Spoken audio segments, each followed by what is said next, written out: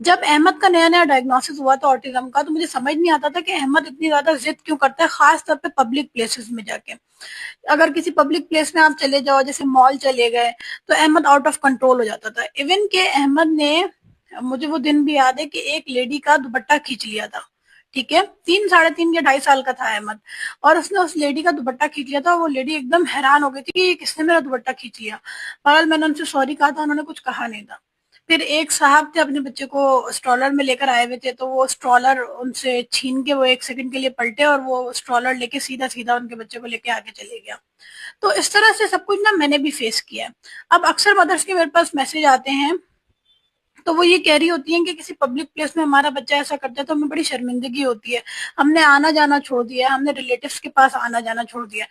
देखिए, आप लोग ऐसा नहीं करें। देखिए, पहले मैं भी ना आप लोगों की तरह ही थी।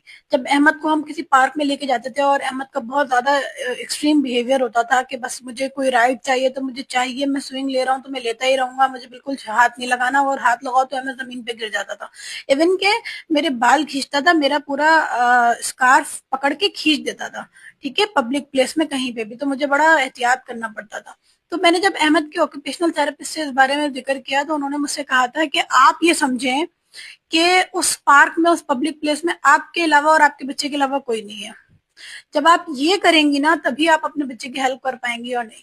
और आप लोग यकीन करें, जब मैंने ये करना शुरू किया ना, कि मुझे पता है मेरे बच्चे के साथ प्रॉब्लम है, मैंने एक्सेप्टेंस उस वक्त मेरी स्टार्ट हुई थी। अब तो अल्हम्दुलिल्लाह मैं कंप्लीटली एक्सेप्ट करती हूँ, उस टाइम मैंने एक्सेप्ट करना थोड़ा स्टार्ट किया।